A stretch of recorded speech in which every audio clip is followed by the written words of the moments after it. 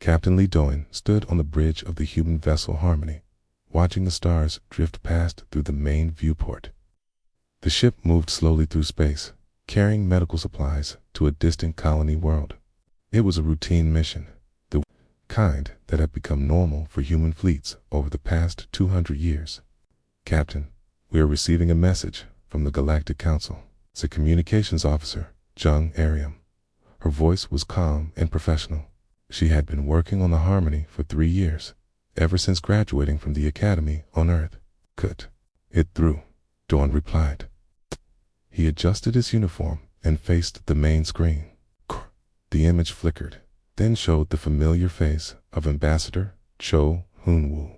"Captain Lee, I hope your mission is going well," Cho said with a slight smile. "I wanted to update you on the situation here at Council Station." Doan nodded. "What news do you have for us, Ambassador?" "The Galactic Council has approved our proposal for the new medical research station. The Altera system will receive full funding for the project. Dr. Park Moran will be leading the team." Spoo paused, his expression becoming more serious. "However, there have been some tensions in the recent meetings." "What kind of tensions?" Doan asked. "The Volux Confederation has been making statements about territorial expansion.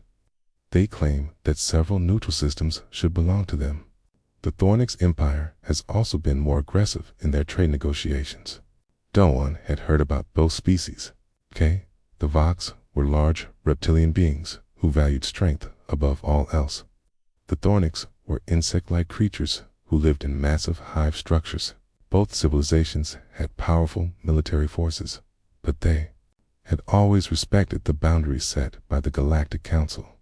"Are they threatening anyone directly?" Doan asked. "Not yet," Cho replied, "but their language has become more hostile." Yesterday, Admiral Krex of the Valix fleet made some disturbing comments about human colonies in the Outer Rim. Jung Ariam looked up from her station. "We have Dr. Park Moran on the priority channel." "She is calling from Research Station Alpha." "Put her through as well," Doan said. The screen split, showing both Ambassador Cho and Dr. Park Moran. Moran was a brilliant scientist who had spent the last decade working with alien researchers. Her work on interspecies cooperation had earned respect throughout the galaxy.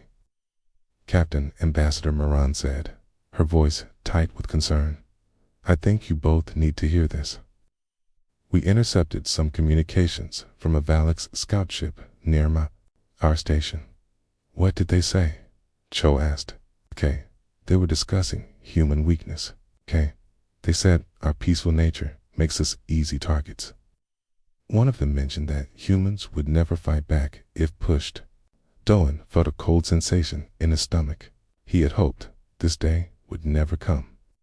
For 2 centuries, humanity had worked hard to build a reputation as peacemakers and diplomats.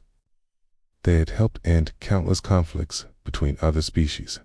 They had shared their technology freely and asked for nothing in return except friendship. "There is more," Moran continued. "My research partner, a Valix scientist named Dex, warned me privately. He said his government is planning something big. He would not give me details, but he seemed frightened." Ambassador Cho ran a hand through his hair. "This matches what I am hearing in the council chambers. Several species have approached me privately. They are concerned about Valix and Thornix military buildups near their borders." "What does Earth Command want us to do?" Dawn asked. "Continue with diplomatic efforts," Cho replied. "The council believes we can negotiate a peaceful solution." 3 hours later, Doan sat in his private quarters, reviewing intelligence reports. The data was troubling. Valix and Thornix fleets were moving into position around human colonies. Their formations looked less like patrol groups and more like invasion forces. His door chimed. "Come in," he called. Commander Kim Ji-won entered, carrying a data tablet. She was his second in command, a skilled officer who had served in the human fleet for 15 years. "Captain, I have completed the analysis you requested," she said. "The alien fleet movements are coordinated. Both the Valaks and Thornix are positioning their forces to strike at our colonies simultaneously. Doan took the tablet and studied the star charts. Red dots marked enemy positions. Blue dots showed human colonies and patrol ships. The pattern was clear and terrifying. "How long do we have?" he asked. "Based on their current speed and trajectory, they could reach our outer colonies in 6 days, and our defensive capabilities." Juan hesitated. "Captain, our official patrol fleets are outnumbered 3 to 1. If they attack with full force, we cannot protect all our colonies." Attain sat down the tablet and walked to his viewport. In the distance, he could see the lights of a human agricultural station. Thousands of families lived there, growing food that fed dozens of worlds. They had never known war. They had never needed to. "Commander, I need you to send a coded message to Earth Command. Use the old protocols." "Sir, those protocols have not been used in over a century." "I know, but circumstances have changed." Dawn turned back to face her. "Also, contact intelligence analyst Yuan Siakmin. Tell him to prepare a full threat assessment using all available resources." "All resources, sir." "Yes, everything we have been keeping in reserve." Jiwan nodded and left. Dawn remained at the viewport, thinking about the choice that lay ahead. Humanity had spent 200 years building a reputation for peace. They had shown the galaxy that conflicts could be resolved through negotiation and compromise. They had proven that different species could work together for mutual benefit. But now, that reputation was being seen as weakness. The Valaks and Thornix believed that peaceful beings were easy prey. They thought humans would surrender rather than fight. The next morning, Doan received a priority message from Earth. The content was brief but clear. "Diplomatic efforts have failed. Prepare for all possibilities. Full authorization granted." He called a meeting of his senior staff. Jun Ariam, Commander Juan, and several other officers gathered in the briefing room. "Have received new orders from Earth's command," Doan began. "The situation with the Valaks and Thornix has escalated. They have rejected all diplomatic solutions." "What are our orders, Captain?" Commander Jiwan asked. "We are to continue normal operations while preparing for potential hostile action. All personnel are to review emergency protocols." Intelligence analyst UNC Ackman entered the room, carrying a secured data case. He was a quiet man who rarely spoke unless he had something important to say. "Captain, I have completed the threat assessment you requested," he said. "The situation is worse than we initially thought." "Explain." "The Valaks and Thornix have formed a secret alliance. They plan to divide human territory between them. Our intelligence suggests they intend to eliminate all human presence in the Outer Rim." The room fell silent.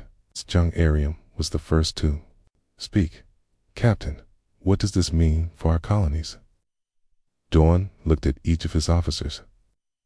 These were good people who had joined the fleet to help others, not to fight wars. They had families on the worlds that were now under threat. "Teams," he said slowly, "that we may need to remind the galaxy why humans have been so committed to peace. We know the true cost of war. We know what happens when civilizations abandon diplomacy." Commander Jiwan understood immediately.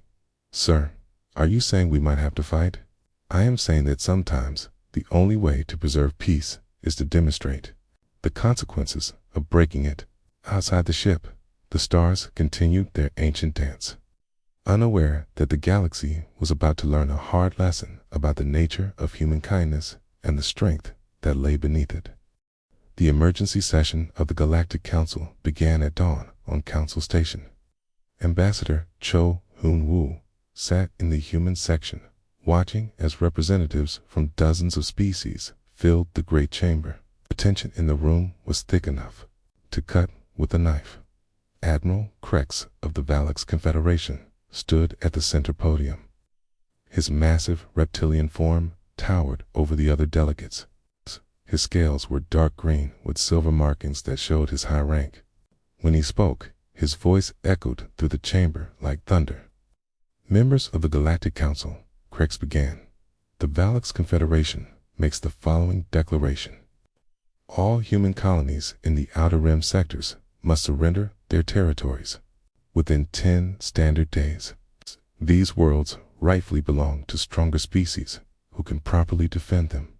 A wave of shocked murmurs ran through the chamber. Ko kept his face calm, but his hands gripped the arms of his chair tightly.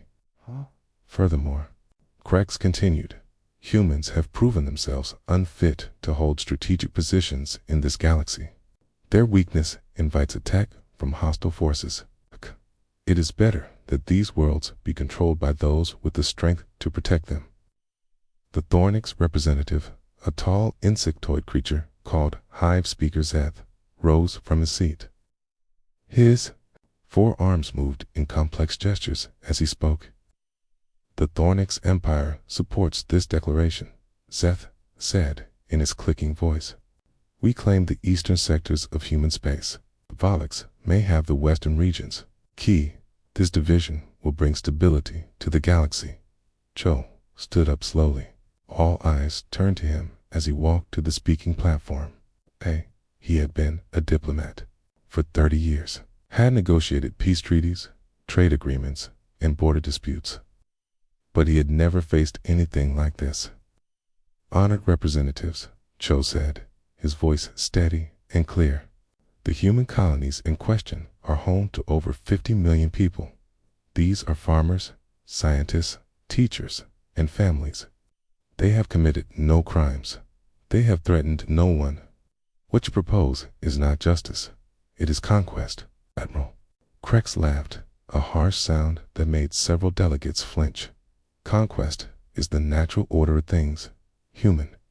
The strong take from the weak submit or die.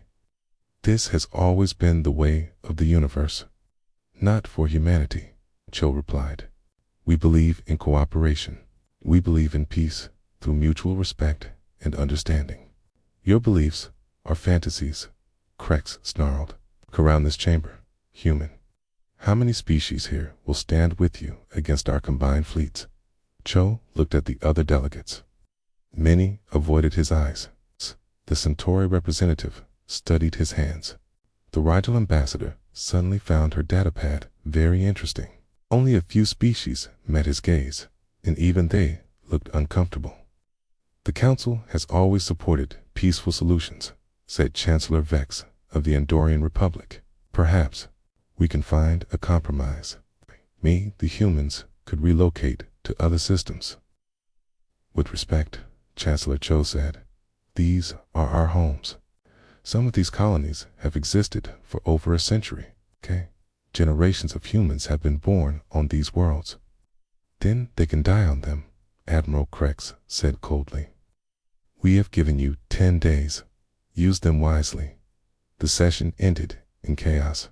Species representatives hurried out of the chamber, eager to avoid taking sides. Cho remained at the podium, watching them leave.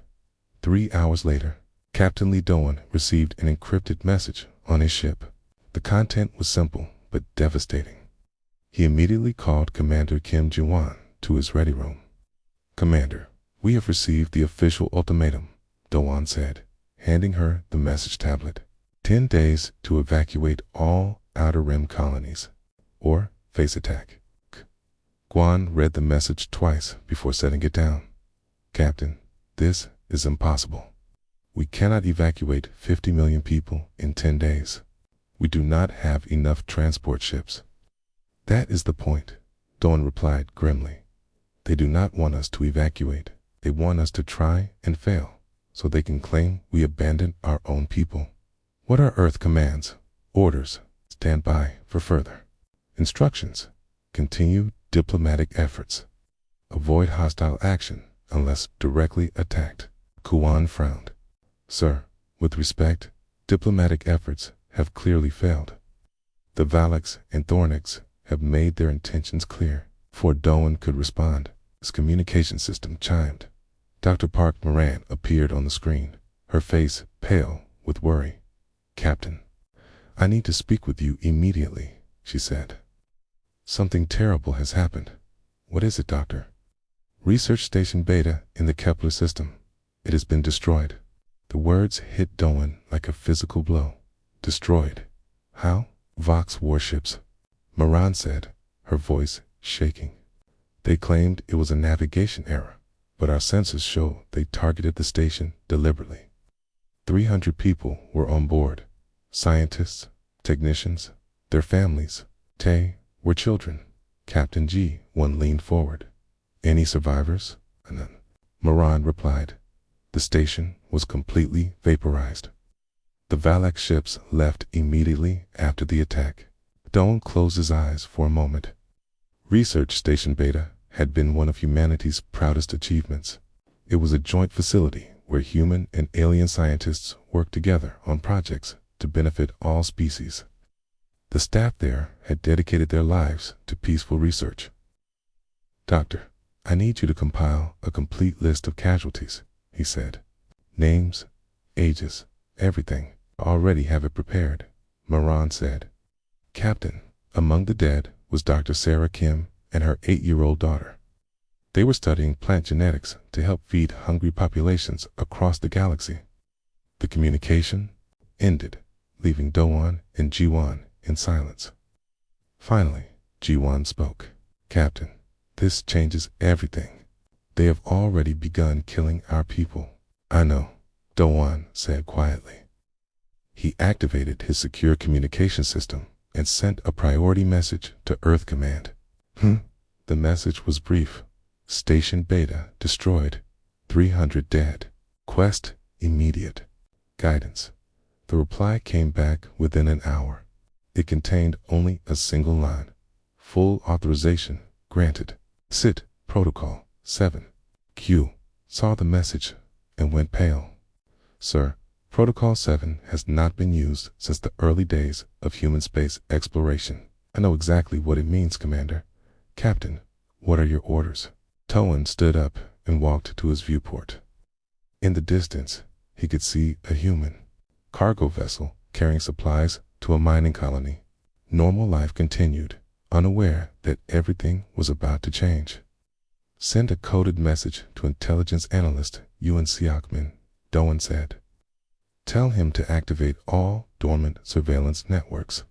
I want complete intelligence on Valak's and Thornik's fleet positions, command structures, and strategic assets. All networks, sir. Every single one. Also, contact Dr. Moran. Tell her to begin immediate preparation of defensive countermeasures using her biological research, sir. Her research is focused on healing and cooperation between species." Doan turned back to face his second-time command. "Commander, Dr. Moran knows more about alien biology than anyone else in human space. If we need to defend ourselves, that knowledge will be essential." "Captain, are we really going to fight them?" "They have already started fighting us," Doan replied. "They destroyed an unarmed research station. They killed 300 innocent people, including children. They believe we're weak because we choose peace. And now they will learn the difference between choosing peace and being incapable of war." Jawan nodded slowly. "What about the evacuation orders for our colonies?" "Cancel them," Doan said firmly. "Send a message to all colony administrators.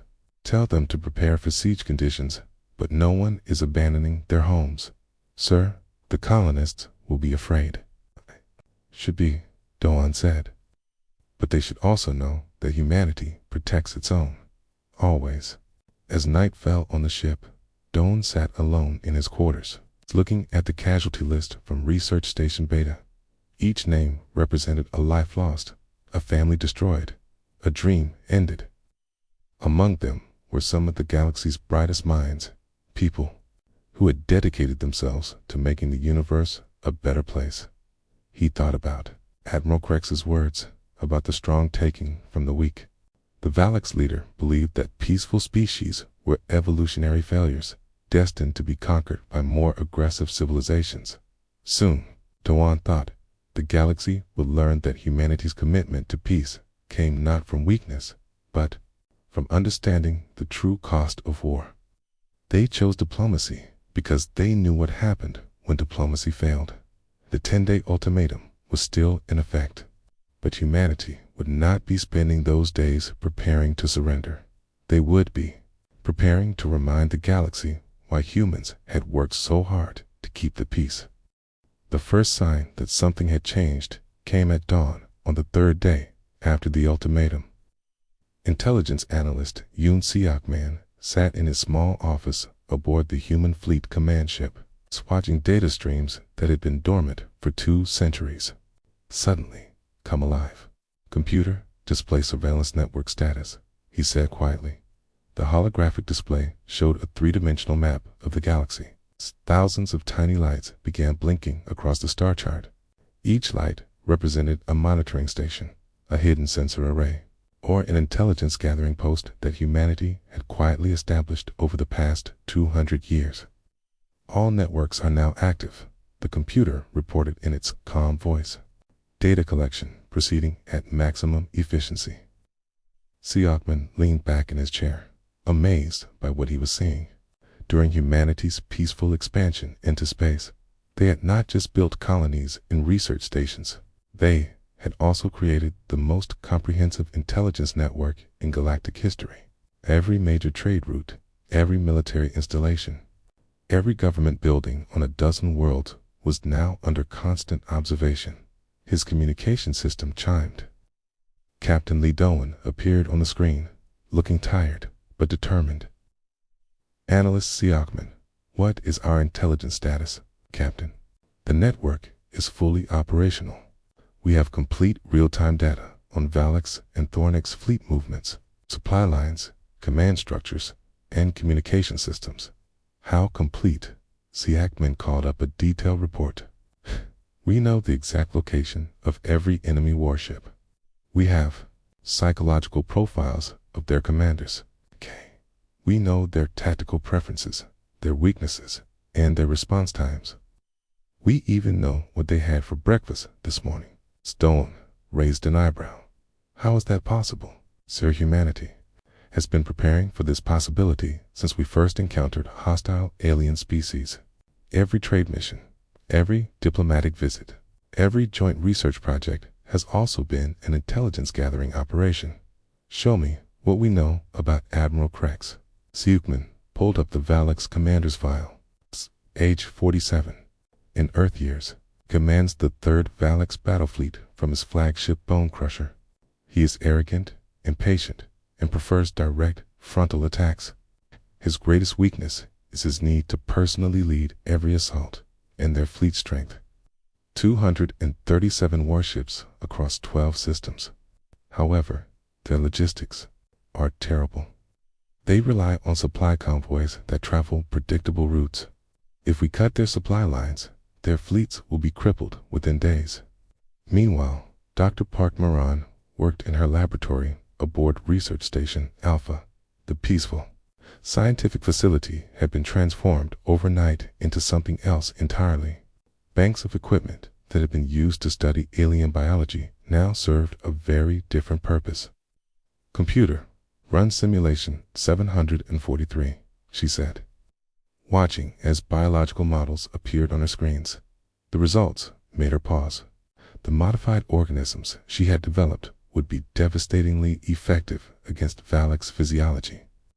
Their respiratory systems would shut down within minutes of exposure. The compounds were not lethal, but they would leave enemy forces completely helpless. Her assistant, Dr. Kim Jun-ho, entered the laboratory, carrying a secure data case. "Doctor, the test results from the Thornix biological samples are ready," he said. Miran opened the case and reviewed the data. The Thornix were more complex, but their neural networks had a critical vulnerability. Specific electromagnetic frequencies would disrupt their communication systems and cause temporary paralysis. Dr. Jun-ho said hesitantly, "These weapons we are developing, they seem very advanced for defensive research." Moran looked at her young colleague. "Juno, how long have you been working with me?" 3 years, Doctor. In that time, what have you learned about human scientific methods? That we are very thorough. We study everything in great detail. Exactly. When we study alien biology for medical purposes, we also learn how that biology can be disrupted. When we develop treatments for diseases, we also understand how to create those diseases. Knowledge is neutral. This is how we use it that matters. Across the galaxy, similar transformations were taking place on every human vessel and station.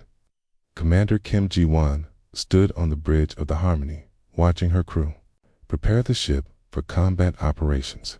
Engineering, report on weapon systems, she said. All primary systems online, Commander, came the reply. Particle beam arrays are charged and ready. Kinetic projectile launchers are loaded. Defensive screens are at maximum power. Ji-won nodded, but she was thinking about something else. For 2 centuries, human ships had appeared to be simple patrol vessels or cargo haulers. The galaxy had seen their obvious defensive weapons and assumed that was all they had. They had been very wrong. Tactical, activate concealed weapons array, she ordered. Concealed array coming online, reported the tactical officer. All stealth missile pods are armed. Plasma cannon banks are extending. Long-range torpedo tubes are ready for firing. Harmony had just revealed enough firepower to destroy a small fleet, and it was considered a light patrol vessel by human standards. Communications. Officer Jung Ariam received a priority message from Earth Command. The content was brief but significant. All human vessels. This is Fleet Admiral Park Sun-ho. As of this moment, the human defense forces are fully activated. All personnel are to consider themselves on active military duty. All vessels are to reveal full combat capabilities and prepare for immediate action. Jung turned to Commander Ji-won. Ma'am, we are receiving similar messages from ships throughout the fleet. Every human vessel in space is now armed and ready. How many ships are we talking about?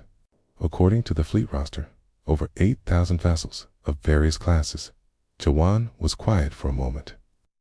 The galaxy believed humanity had perhaps 50 patrol ships scattered across their territory. The reality was very different. On the bridge of his flagship, Captain Do-won met with his senior staff. The mood in the room had changed completely from their previous meetings. Status report, he said simply. Intelligence networks are fully operational, reported Siakman. We have complete tactical information on all enemy forces. Biological countermeasures are ready for deployment, said Dr. Moran via communication link. Both Valix and Thornix forces can be neutralized with minimal casualties. All fleet elements are armed and ready, said Commander Ji-won. We have overwhelming firepower advantage once we reveal our true capabilities. Do-won nodded. And our defensive preparations. Colony worlds are now protected by defensive systems that have been hidden for decades, Jung reported. Orbital platforms, automated defense networks, and shield generators are all coming online. What about the Galactic Council? They are beginning to realize that something has changed, Siakman said. Our monitoring shows increased communications between member species. They are asking questions about human military capabilities that they never thought to ask before. Do-won stood and walked to the main display, which showed the current positions of all human and enemy forces. The tactical situation was clear. Gentlemen, ladies, he said quietly, for 200 years, humanity has been the galaxy's peacekeepers. We have negotiated treaties, prevented wars, and helped dozens of species resolve their conflicts. He turned to face his officers. We did this not because we were weak, but because we understood the true cost of war. We knew what would happen if diplomacy failed, and now it has failed, Commander Ji-won said. Yes, the Valix and Thornix have chosen to see our restraint as weakness. They have killed our people. They threaten our colonies. No, they believe that. Peaceful species are easy prey. Dawn activated the fleet-wide communication system. This is Captain Lee Dawn to all human forces. You have served with honor as peacekeepers and diplomats. Now I ask you to serve as warriors. Across the galaxy, thousands of human personnel received a message. Scientists, farmers, teachers, and engineers who had never expected to see combat suddenly found themselves part of the most advanced military force in galactic history. The enemy believes we are weak, Doan continued. They think we cannot defend ourselves. They are about to learn that humanity's greatest strength has always been our choice to be peaceful. That was our gift to the galaxy. He paused, looking out at the stars where enemy fleets were moving toward human colonies, but every gift can be taken back. Today, we remind the galaxy why we worked so hard to keep the peace. They learn what happens when humanity goes to war. The activation was complete. Across dozens of star systems, the galaxy's most peaceful species had just become its most dangerous military force. The Volux and Thornix fleets continued their approach to human colonies. Unaware that they were no longer hunters, they had become the prey. The war began at exactly 0800 Galactic Standard Time on the fourth day after the ultimatum.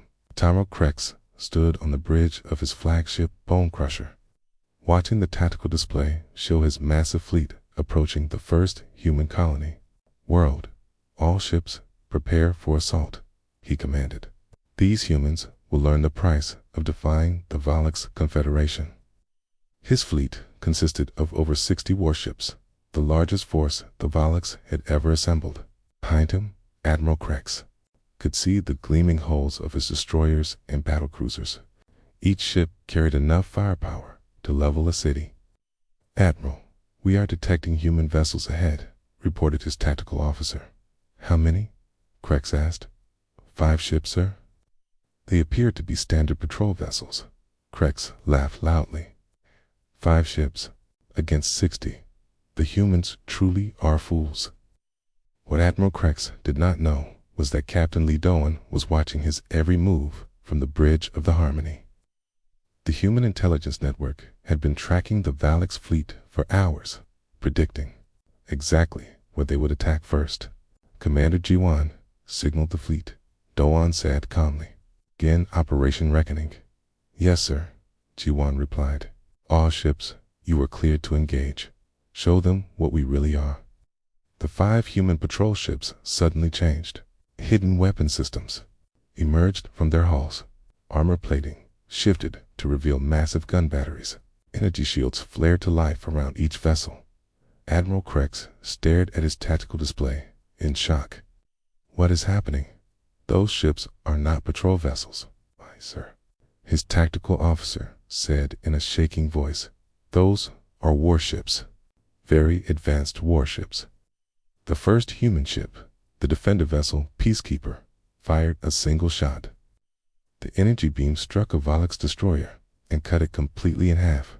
The massive alien warship exploded in a ball of fire that lit up space for millions of kilometers. "Impossible," Krex whispered. "Return fire. All ships, attack immediately." The Volux fleet opened fire with everything they had. Hundreds of missiles and energy beams raced toward the human ships.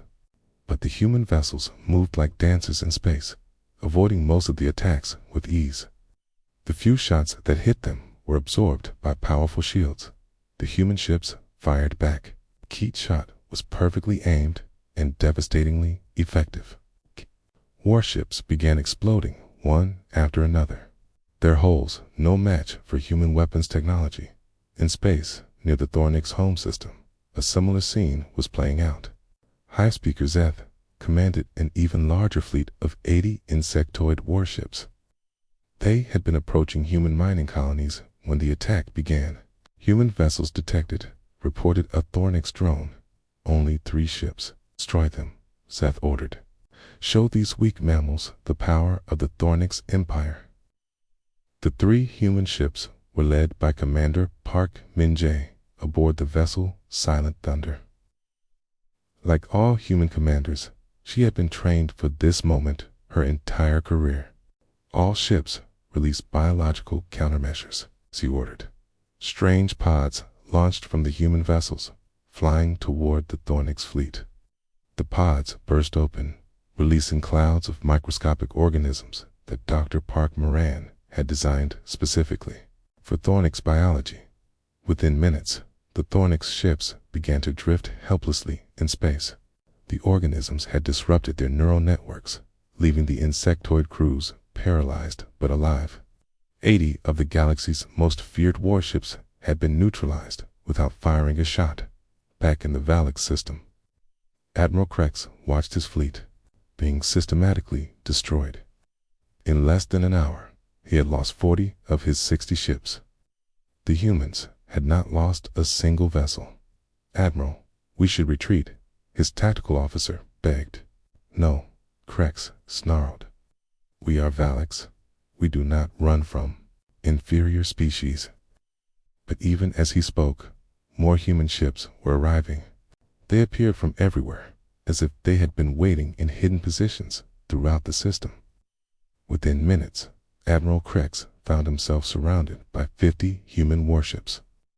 "This is Captain Lee Doan of the Human Defense Forces, Kang," a voice over the communication system. "Admiral Krex, you are ordered to surrender immediately." "I will never surrender to humans," Krex replied. "Then you will share the fate of your fleet," Doan said simply. The human ships opened fire again. This time, they targeted the Bone Crusher directly. Admiral Krex's flagship, the most powerful vessel in the Valix fleet, was reduced to scrap metal in seconds. Across the galaxy, similar battles were taking place in 17 different star systems. Everywhere the Valix and Thornix had sent their fleets, they found human forces waiting for them. The aliens had planned to fight scattered patrol vessels. Instead, they faced the most advanced military force in galactic history: intelligence. Analyst Yoon Seokmin sat in his command center, coordinating the flow of information between human forces. His screens showed the tactical situation across all battlefields. "Captain Dewan, this is CC Man," he reported. "Enemy forces are being neutralized across all sectors. Valix Fleet 7 has surrendered. Thornix Battle Group 3 is requesting mercy." "What about their home systems?" Doan asked. "Our deep strike forces have reached both Valix Prime and the Thornix Hive world. All military installations have been destroyed. Both governments are asking for immediate ceasefire negotiations." Communications Officer Jung Ariam had been monitoring enemy communications throughout the battle. The messages she intercepted told the story of two proud military civilizations being completely overwhelmed. "Captain, I am receiving communications from Admiral Krex's remaining ships," she reported. "They are begging for mercy. Several Valix commanders are abandoning their vessels and to Thornix. Hive Speaker Zeth is requesting safe passage for his surviving ships. He claims the war was a mistake and that the Thornix Empire formally surrenders." Dr. Park Moran watched the battle reports from her laboratory.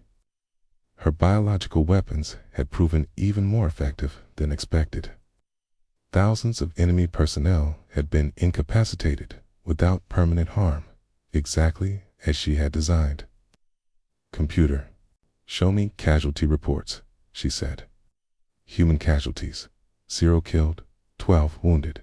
Enemy casualties: 4,300 killed, 18,000 wounded, 45,000 captured." Moran closed her eyes. Even in victory, the loss of life troubled her. But she knew that without decisive action, the war would have dragged on for years and killed millions. The battle lasted exactly 6 hours and 23 minutes. When it ended, the combined Valix and Thornix fleets had been completely destroyed or captured. Two of the galaxy's most aggressive military powers had been reduced to helpless remnants. Captain Doan stood on his bridge, looking at the tactical display that showed the aftermath of the fighting. Debris from enemy ships floated in space around. dozens of star systems. Thousands of alien personnel sat in human prisoner ships, unable to believe what had happened to them. "Commander G1, signal all human forces," he said. "Cease fire. Begin rescue operations for enemy survivors." "Sir, the enemy attacked our research station. They killed 300 of our people." "Yes, they did. And now they have paid the price for that action. But we are not like them, Commander. We do not kill helplessly beaten enemies." A priority message arrived from Earth Command. Fleet Admiral Park Sun-Ho appeared on the main screen, his face grave but satisfied. "Captain Doan, congratulations on a decisive victory. The enemy governments have requested immediate surrender negotiations." "What are our terms, Admiral?" "Complete disarmament of all Valix and Thornix military forces. Occupation of their key systems until new governments can be established. War crimes trials for those responsible for the attack on Research Station Beta. And after that, we help them rebuild. We show them that there is a better way than conquest and aggression. We teach them what we have always known." Doan nodded. "That peace is stronger than war." "Exactly. The galaxy has seen what happens when humanity is forced to fight. Now they need to see what happens when humanity chooses to heal." As reports of the human victory spread throughout the galaxy, the Galactic Council called an emergency session. Species that had refused to support humanity now watched in awe and terror as they realized what had just happened.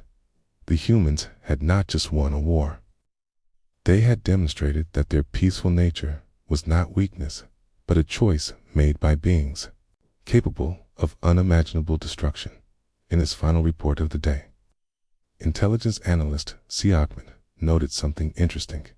Across the galaxy, dozens of species were sending diplomatic messages to human colonies. They all contained the same basic message: requests for friendship and promises of peaceful cooperation. The war was over. The galaxy had learned its lesson, and humanity could return to what they did best: keeping the peace. 6 months after the war ended, Captain Lee Doan walked through the corridors of the rebuilt Galactic Council station. Everything looked the same as before, but the atmosphere was completely different. Species representatives who had once barely acknowledged human presence now stood when he entered rooms. Conversation stopped when he passed by. Eyes followed him with a mixture of respect and carefully hidden fear. Doan had been promoted to Supreme Commander of Galactic Defense Forces, a new position created specifically for humanity. The title came with responsibilities he had never wanted, but could not refuse. Commander Doan called Chancellor Vex of the Andorian Republic.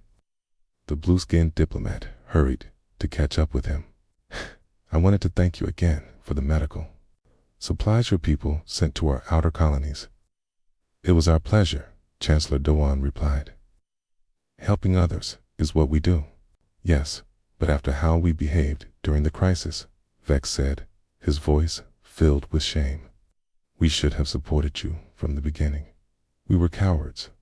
Doan stopped walking and faced the alien diplomat. "Chancellor, you were not cowards. You were afraid. There is a difference. Fear is natural when facing overwhelming force. The important thing is what you do after the fear passes. And what should we do? Help us build something better," Doan said simply, in another part of the station. Dr. Park Moran sat in her new laboratory, working on a very different kind of project. Instead of weapons, she was developing new medical treatments. Her team included former Valix and Thornix scientists who had volunteered to help with peaceful research. Dr. Dex, the Valix scientist who had warned her about the coming war, worked at the station next to hers. His scaled hands moved carefully as he prepared biological samples. "Dr. Moran," he said in his deep voice, "I have completed the analysis of the Kepler plant extracts. Okay, they show promise for treating the nerve damage that affects elderly Thornix." "Lint work, Dex," Moran replied. Your knowledge of Valak's biology has been invaluable to this research. Dex was quiet for a moment. Doctor, may I ask you something? Of course, during the war, your people could have killed us all. Your biological weapons were designed to incapacitate, not destroy. Why did you show mercy to enemies who had shown you none? Moran set down her tools and looked at her colleague. 'Cause we remember what we learned from our own history on Earth. Destroying your enemies completely only creates new enemies from the survivors, but showing mercy to defeated foes can turn them into allies. Is that what we are now? Allies? What do you think, Dex? You're here, working to heal people instead of harm them. You chose to help rather than hate. Ally. To me, across the galaxy, similar scenes were playing out on dozens of worlds. Commander Kim Ji-wan now oversaw the human monitoring stations that had been established in every major star system. These facilities served as both defensive outposts and humanitarian centers. Status report, she said to her staff officer, Lieutenant Han Young-woo. All sectors report normal activity. Commander Young-woo replied. The Rigel system is requesting assistance with their asteroid mining operation. The Centauri Republic wants human engineers to help upgrade their space stations. Any security concerns? None, ma'am. The early warning networks are detecting no hostile military buildups anywhere in the galaxy. Suwan nodded with satisfaction. The monitoring stations served a dual purpose. They could detect any species attempting to build aggressive military forces, but they also provided rapid response for natural disasters, medical emergencies, and technical problems. What about the former Valax and Thornex territories? Reconstruction is proceeding ahead of schedule. The new civilian governments are fully operational. Former military personnel have been successfully integrated into agricultural and engineering programs. Intelligence analyst Yoon Seokmin had perhaps the most important job in the new galactic order. From his command center on Earth, he oversaw the vast network that monitored every species for signs of developing aggression. Computer, display threat assessment summary, he said. No current military threats detected, the system reported. 17 species show minor territorial disputes, all being resolved through diplomatic channels. Economic cooperation between former enemies is at an all-time high. Seokman smiled. This was exactly what they had hoped to achieve. The galaxy was more peaceful than it had ever been, not because everyone had suddenly become naturally peaceful, but because everyone understood the consequences of choosing war. Communications. Officer Jung Ariam now managed the Galactic Emergency Response Network. Her screens showed hundreds of messages flowing between human facilities and alien worlds. But they were very different from the wartime communications she had once handled. Commander, we have received a request from the Vega system, she reported to her supervisor. They need help with the plague affecting their livestock. They are asking for Dr. Moran's team to assist. Approved. Send the medical ship Compassion immediately. We also have a message from the former Thornix Hive world. They want to thank us for the agricultural equipment we provided. Their food production has increased by 300%. Any problems reported anywhere? No significant issues, sir. The most serious incident today was a trade dispute between two merchant species, and they resolved it themselves using the mediation protocols we established. Ambassador Cho Hyun-woo stood before the full assembly of the Galactic Council, delivering his monthly report on the state of galactic affairs. The chamber was packed with representatives from over 100 species, all listening intently to his words. The galaxy has now experienced 6 months of unprecedented peace, he said. Trade between systems has increased by 400%.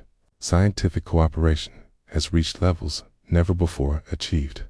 Military spending across all species has dropped to historic lows. A representative from the Altair Confederacy raised her hand. Ambassador Cho, Many of our people want to know about human intentions for the future. Will you maintain your military presence indefinitely? Cho smiled. We hope that someday our military forces will no longer be necessary. Our goal is to create a galaxy where all species resolve their differences through negotiation rather than force. When that day comes, we will gladly return to being farmers and scientists. And if that day never comes, then we will continue to do what we have always done. We will keep the peace. Another representative, this one from a species that had remained neutral during the war, stood up.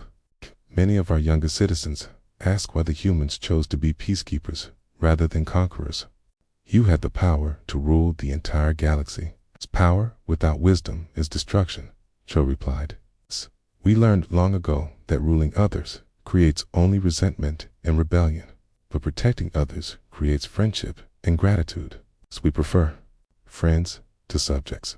After the session ended, Cho met privately with the former Valix leader, who now served as a civilian administrator. The once proud Admiral Krex had been transformed by his defeat and subsequent fair treatment by human forces. Ambassador, Krex said, his voice humble and respectful, my people want to contribute more to galactic peace efforts. We have skills that could be useful for defensive purposes. What did you have in mind? Our experience with military tactics could help improve the early warning systems. We know how aggressive species think because we used to be one. Cho considered this carefully. You would be willing to work against the kind of thinking that once defined your entire civilization. Ambassador, my people started a war we could not win against an enemy we did not understand. We killed innocent researchers and threatened peaceful colonies. We were wrong, and we paid the price for being wrong. Krex paused, looking out the window at the peaceful space traffic around the station. But you did not destroy us when you could have. You did not enslave us or take revenge. Instead, you helped us build better lives. My children now grow food instead of building weapons. They study art instead of warfare. Atia, they have hope for the future, and that is enough. It is everything, Krex said firmly. We want to help ensure that no other species makes the same mistakes we did. We want to be part of the solution instead of part of the problem. As the day ended, Captain Doan stood in his office, looking out at the stars. His communication system chimed with a message from Earth. Fleet Admiral Park Sunho appeared on the screen. Doan, how are things in your sector? Quiet, Admiral. It's peaceful, exactly as we hoped. Any regrets about the path we chose? Dan thought about the question carefully. No, sir. We did what we had to do. We showed the galaxy that peace is not weakness, but strength under control, and a future. The future looks bright, Admiral. The children being born today on 100 worlds will grow up in a galaxy where war is seen as a failure of imagination rather than a test of strength. That was always the goal, the Admiral said, to create a better universe for those who come after us. After the communication ended, Dawn walked to his window and looked out at the stars. Somewhere out there, millions of beings were living peaceful lives because humanity had chosen to enforce peace rather than impose rule. The galaxy had learned a simple truth. Humans did not start wars, but when wars started around them, humans ended them quickly, decisively, and with a mercy that transformed enemies into allies.